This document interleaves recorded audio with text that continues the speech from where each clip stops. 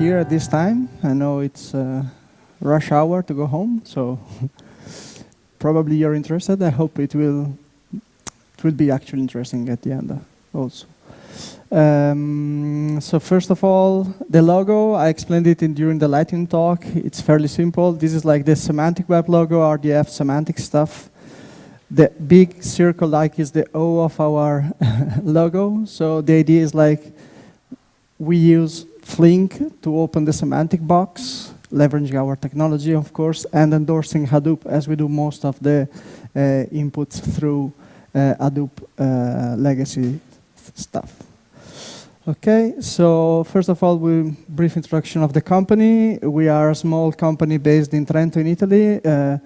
They're up north in the Alps. We started as a spin-off of the University of Trento and the FBK Research Center in 2010.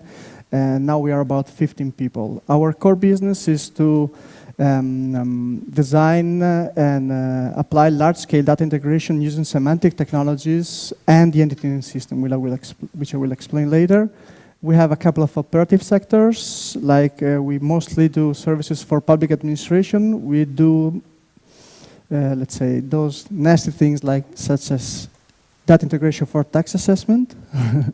So, and we have also a set of services for restaurants. Of course, as every spin-off, we look for funding through research projects and FP7H 2020, and also local agency. Indeed, one of the logos up there are the two projects that are going to pay for our expenses here. Okay. So my name is Stefano Bortoli. This is Flavio Pompermaier. We are kind of the Flink enthusiast team inside the company. I care a lot of research and related to information integration in an entity-centric fashion. And Flavio is a technology enthusiast. So we merge together to build new solution. And yes, we are definitely supporting Flink since the very beginning. Our contribution, okay, we started using Flink since it was Stratosphere, back during the DOPA project, where we also met Jochen over there. We gave some contribution about how to use Flink with MongoDB, a couple of pull requests, several tickets, some solved, some not, and a lot of mail threads discussion. The guys at Flink are really, really, really nice. So if you have any questions, just drop an email, they will answer you quickly. What do we do then? Okay, the graphics now, it's fairly explanatory, I guess. So we start designing domain ontologies. We try to reuse all the top level stuff that is developed at the, for example, ontology lab by Guarino, so Dolce and like, so that we build like a semantic model, an ontology of a specific application domain from the generic concept to the data. Then we get data from different data sources and apply a semantic ETL using a customized version of OpenRefine. We kind of improved a lot the serialization, the data management model and stuff like that. We apply usual normalization, mapping, classification, and most importantly, we apply a reconciliation task with our entity name system to produce a knowledge base. So from ontology data, we have like a lot of semantically annotated data into a knowledge base. Then the idea is to use and let's say manipulate using Flink this knowledge base to build services for our customers essentially. Tools we use, so our toolbox, of course, Flink's in the middle. We mostly use HBase and HDFS, MongoDB for some application. We tried, actually we rely heavily on Parquet for one of the tasks we are going to present later. For the analytics part and business intelligence, Lucene, Kibana, Elasticstack, we actually use a specific plugin for Kibana. It's called KeyBe from Siren Solution. Check it out because they do very cool stuff. This is Logstash. We use it to lift data into the Elasticsearch, essentially. It's a sort of indexer. Yeah, it helps loading text into or JSON documents into the Elasticsearch. It's part of the Elasticsearch stack. Okay. Okay, of course, there is the semantic part where we use the OpenRefine to apply the mapping, Gina, OWL, Protege for the ontologies. We recently discovered that Sesame is much more efficient in serialization than Gina, so if you want to do those things, go ahead with that. And we learned the hard way that serialization matters in terms of execution time, as we will explain later. Then, of course, usual stuff like Eclipse, Spring, Artifactory, and blah, blah, blah. Okay. So our objective is to build large entity-centric knowledge bases to serve different purposes. And so far, we had to deal with some use cases that required like effective and efficient data processing. So we used Flink, for example, to perform domain reasoning to, let's say, discover tax evasor. Okay. We do Flink jobs to maintain life cycle data of RDF data. For example, if we have a change in the ontology, we need to apply some mapping, so to refresh data and stuff like that. And again, Parquet plus Genius or /Sesame make that very efficient with Flink. We do RDF data intelligence, so we need to kind of slice our data in a way that can be represented in a meaningful way for our customers and do business intelligence. Duplicate record detection, which is something that one wouldn't expect at this stage, but when you have a large database of stuff, it can be problematic. And then record linkage and telemetry analysis. These two last two tasks were executed in, on a MongoDB for one of the research projects we follow. So, why we need Flink?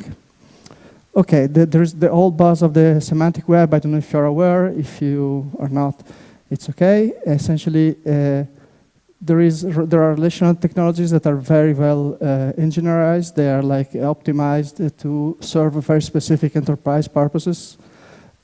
So you can play with MySQL. Now there are a lot of abstraction layer that makes it very easy to use a database. But when you need to scale up, so you want to serve like a lot of people and you want to manage a lot of data, that's what they point out. So Oracle comes to your home, to your office, it's like, okay, I have an Exadata for €1 million. Can you buy it? If not, you don't scale. That's it. I mean, it's as simple as that. So for us, that didn't work because we are a small company.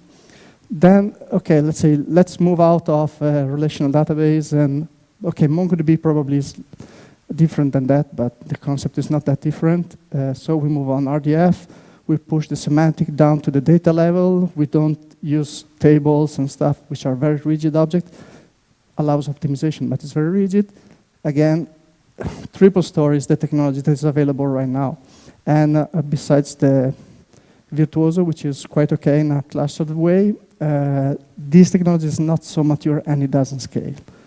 So our intuition was to kind of come up with a new data model, which we called Antigen, essentially, which is a set of n-quads. I don't know if you're familiar with the language. Essentially, it's a quadruple.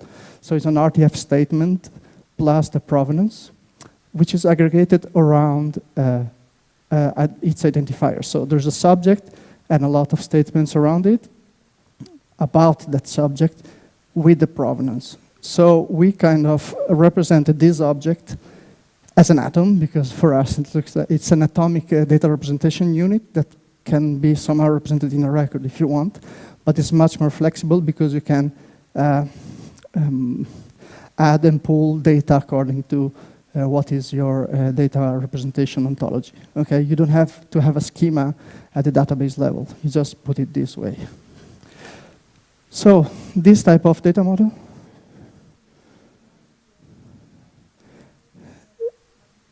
Exactly. So the idea is like, okay, I wasn't specific enough. So the subject IRI and the local IRI are, let's say, the main object of, let's say, join in between the objects, plus all the quads, the predicates have also resources or values. So the idea is that then you can either collapse object based on equivalences between the IRI of one entity and the object on another one, and the other way around.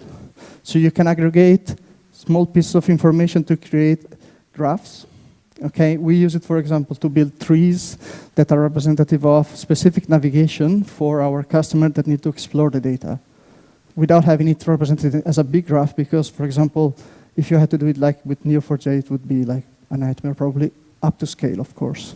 Okay, and this thing it fits very well, like NoSQL. So you have a lot of them, you serialize them on NoSQL, generically speaking, NoSQL technology. Then you index them, and with Flink, that does the heavy lifting, you can manipulate these objects and create, materialize the knowledge bases according to the application needs you have.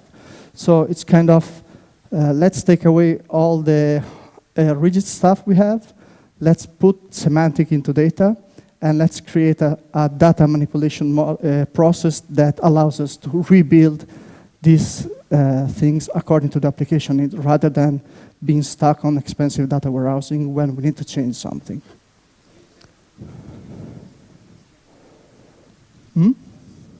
Neo4j has a limitation in the number of nodes you can manage, for sure.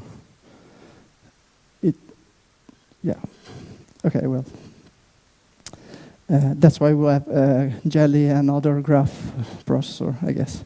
Anyway, so this is how, for example, the entity is represented as a thrift object, and we use Parquet+ thrift to represent these entity quads through that is related to the entity atom, and the entity molecule then is essentially an aggregation of entity atoms. Okay.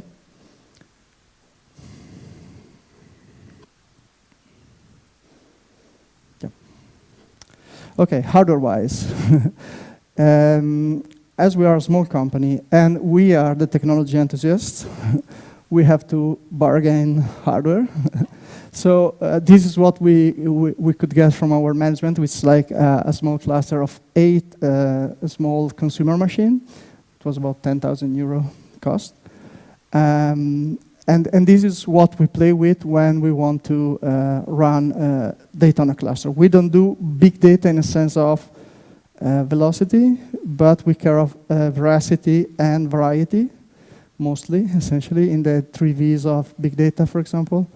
And this so far is enough, because we compete with expensive data warehouse solutions, so we don't want to start from assuming we have a lot of resources. We don't care of TerraSort, so that you know. We usually test on developer machine the code first, and when the developer is tired of waiting, he will improve the code to make it faster. So it's like kind of a boost to, let's say, okay, I don't have 2,000 machines to test things that will go fast for sure. I have to make my code better.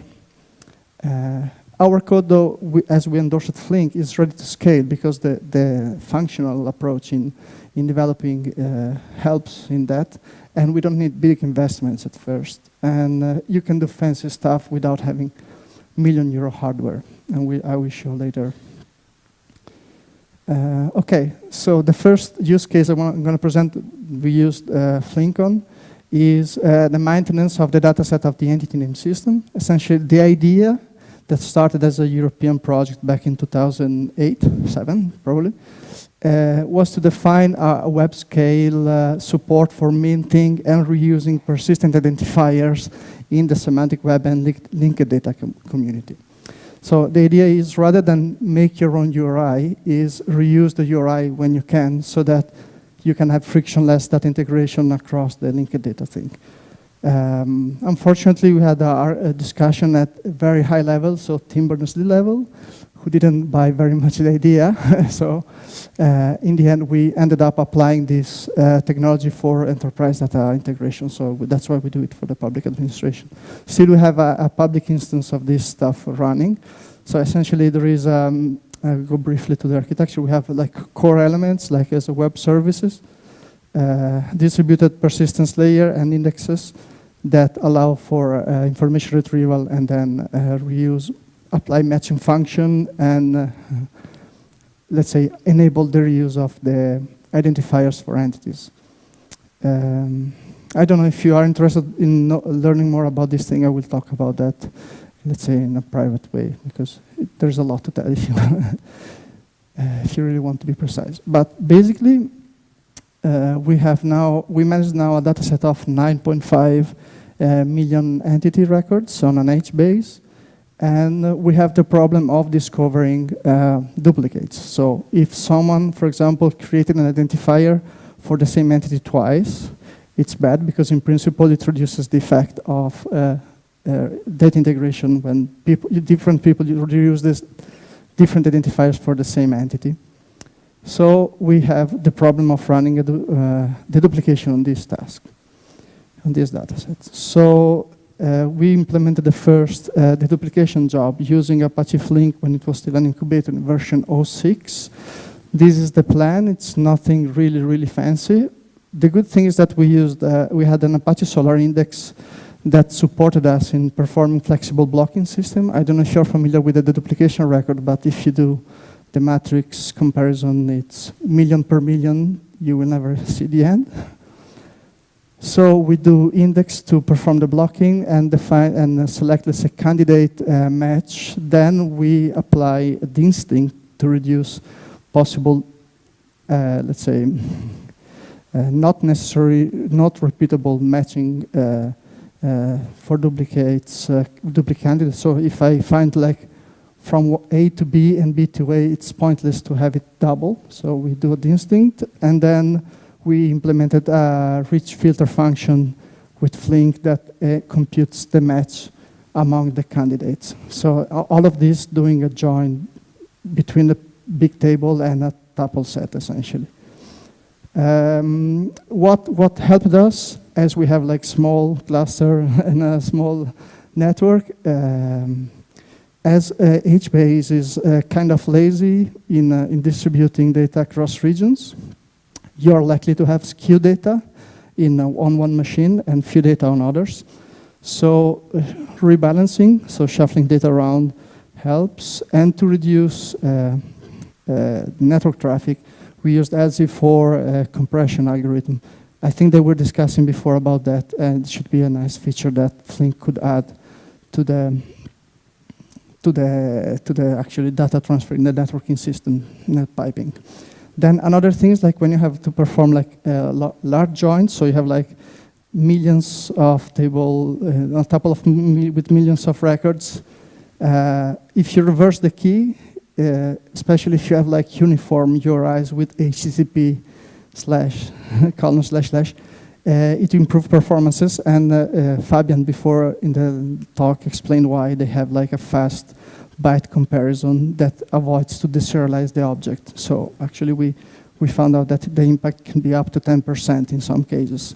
So it's like some trick that can be helpful.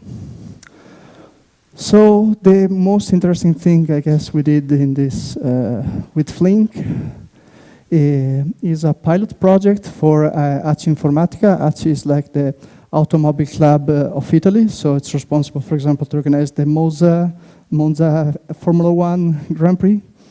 And we actually started integrating data for discovering tax evaders, essentially, for the region of Valle d'Aosta, which is like that small dot up there in the border between Switzerland and France. They are half French speakers. So it's the whole region has 126,000 inhabitants. So it's really sandboxing, okay? Still, the objective were to discover who didn't pay the taxes, okay? Who didn't pay the insurance, who skipped vehicle inspection, so the checks you have to do regularly to be allowed to circulate, who did not pay sale taxes, so when you actually sell your car, you must pay some fee to the state, and there are a lot, you wouldn't expect, there is a lot of exception you can apply to the rules, and this opens, let's say, makes it complicated to check who is actually doing things right and who doesn't. So the data set came from different data sources for 5 years, for 12 million records in the database, in the Apache Informatica database. About 950K vehicles were analyzed, and at least records, not unique vehicles, and 500,000 subjects. for a total amount of 90 million facts. So it's really not big data, but you have to consider the small context. So if you want to apply it then on a larger scale for whole Italy, for example, you need scalable technology, okay? So the main challenge were to consider events, time, okay, and infer implicit information, which is very often not specified in your own data. So you need, for example, to estimate when you dismissed your car and they don't tell you. So you have to understand that someone else did it for you or something like that. We had 3 jobs. A process that builds from the RDF that we produced in the knowledge base to build the entities. Then we perform the domain-specific temporal inference, so our tax reasoner, and build Elasticsearch indexes for business intelligence. Okay, so this is the same diagram as before, but instantiated to this specific problem. So that is the model. It's not extremely rich in the number of concepts, but it's enough to represent all the concepts that are necessary. So like people, car, permission. For example, if you have the permission to park in a pedonal zone, you must have it. Otherwise, you cannot. And if you have to pay for that every year. If you don't, blah blah blah. Okay.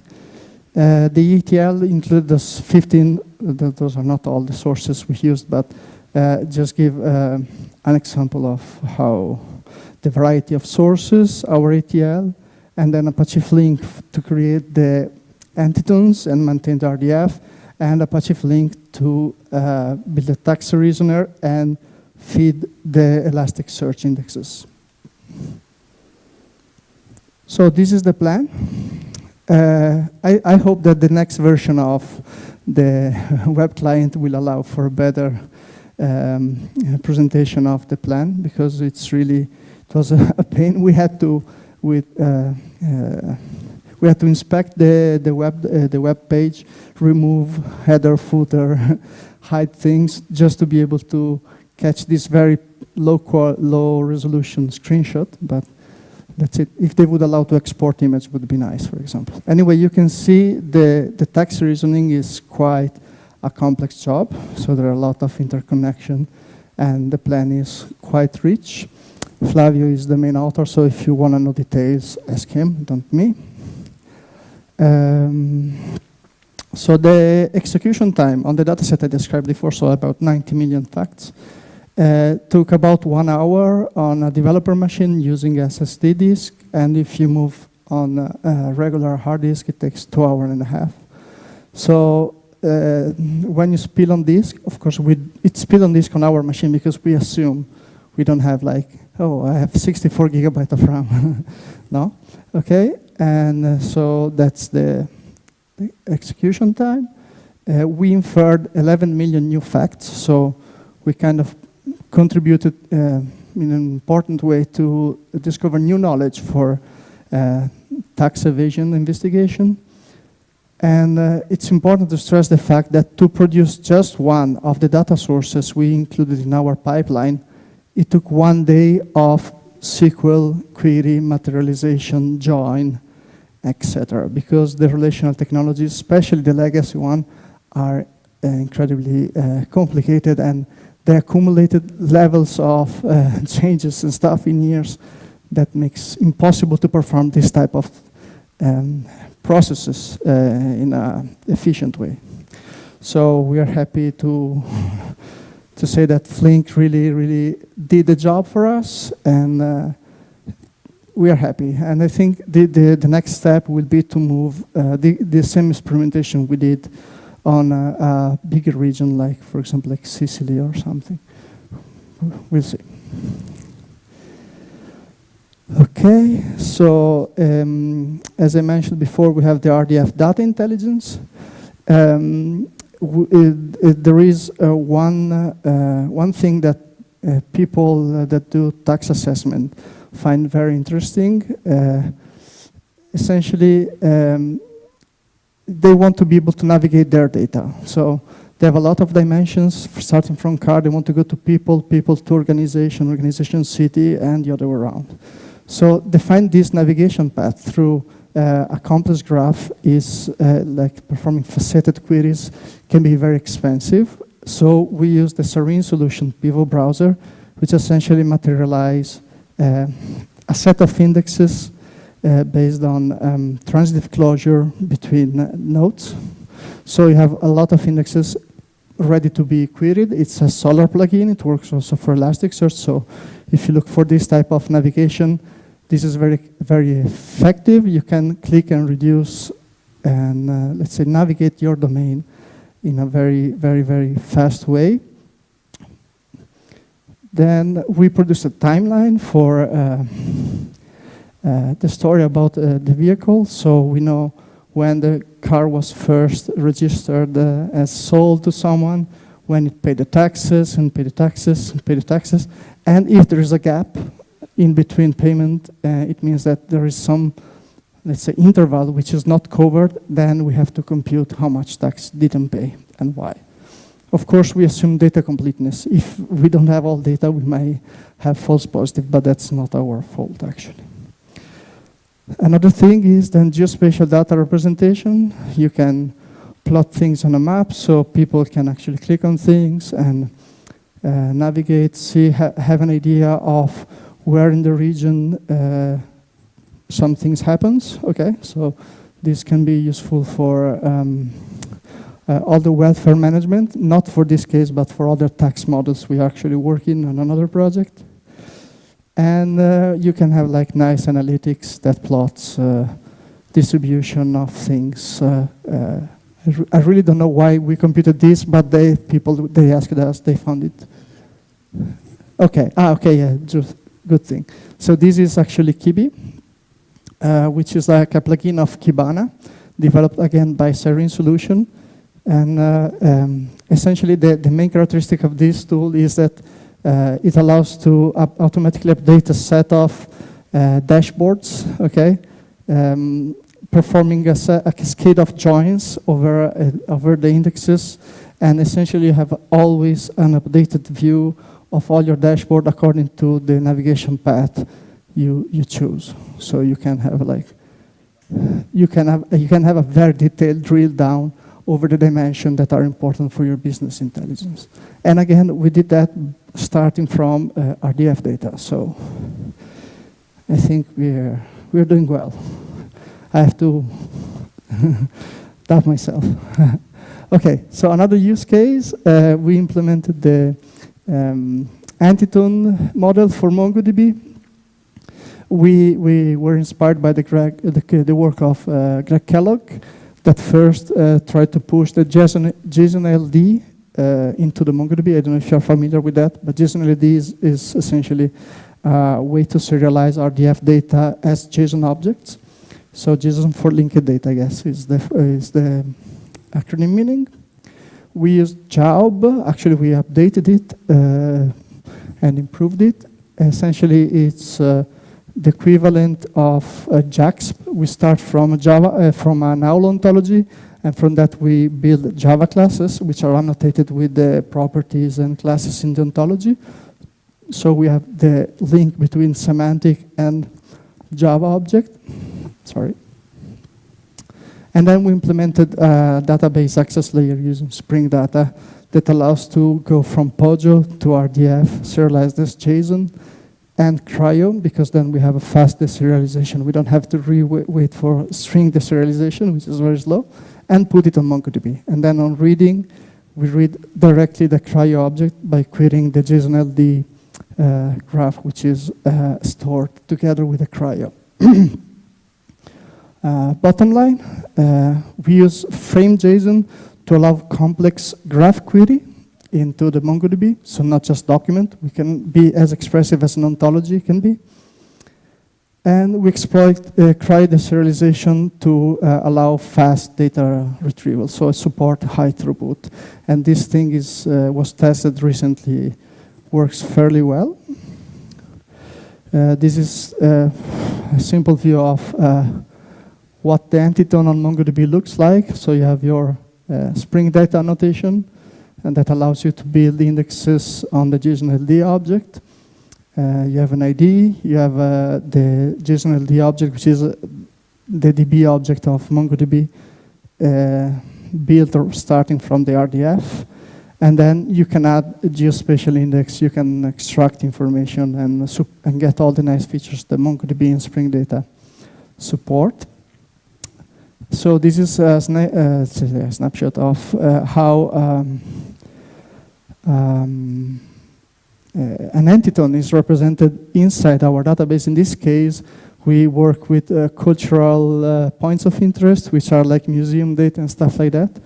And the interesting thing is that we have like a three level of representation. So we build actually a link between the object above and other objects in the database so that we can actually perform join in our data API, essentially. Okay, so in this case, having this data model, we had to work with data personalization, which is, let's say, this debatable thing anyway. We distinguish between data recommendation and data personal adaptation. Essentially, we have like a stack of features we want to offer to people consuming cultural data through the Kultura application in TACloud. If you're interested, check out the TACloud project and the Kultura app. We actually released it in Google Play a few weeks ago, and also for iPhone. I don't know the name, but App Store probably, yeah. Okay, so site suggestion, itinerary suggestion, artifact suggestion, digital artifact suggestion, and then digital artifact tailoring. So we want to kind of help build a personalization system that fits the user interest in consuming cultural content. I don't know if you're aware of things like Europeana. It's this huge effort of the European community that built like millions of digitalized content from museum. It's there, but very few people are using it, and we try to suggest this type of content to people going to museums. So the personalization stack, okay, I will go very briefly to it. So anyway, we have a set of APIs. We have a batch APIs using Apache Flink, and we use MongoDB as a data access layer with Spring. We use Snowplow as a framework for data telemetry collection through the mobile application. So we have like a stack of technologies. We start collecting how the user interact with the mobile application through telemetry and Snowplow and sync the data into a MongoDB. Then we programmed a batch job using Apache Flink on MongoDB that analyzes the telemetry, tries to interpret the time interval and stuff like that. I saw a lot of things I'm doing not so well compared to the people that presented in the other room. Still, it does the job. So we built training sample, and then the training sample aggregated to create a personalized prediction model for each of the users of the application. And then we can have a contextual adaptive personalization by collecting the personalization model. It's a support vector machine, essentially. And then, according to the context, personalize the user experience of Kultura. So these were the three main use cases we really played with Apache Flink. We have several lessons learned, and we want to share that with you, and probably also with the guys of Flink would be nice. So reversing string tuples ID leads to performance improvements because of the fast byte comparison. When you make join, make sure you distinct your data sets, because when you have when you perform flat map, for example, and you don't have control over your data, you might producing a lot of duplicated tuples that then will just break your join. And we learned it the hard way, of course. Reuse your object. I think that no one in the given examples in the other rooms actually reused object, not even here. So everyone creates a new tuple all the time they collect something in a flat map, right? And that's very bad because it creates a lot of garbage collection after all. So when writing Flink jobs, start with small debuggable data set and do JUnit test. Okay, not JUnit, unit test, whatever programming language you use. So make sure your business logic runs on small data and then deploy it on the cluster. Serialization matter, less memory required, less garbage collection, and faster execution. Use a SSD disk if you can, of course, because when you spill on disk, that impacts a lot. Parquet is extremely useful to do push-down filters and avoid useless data loading, for example.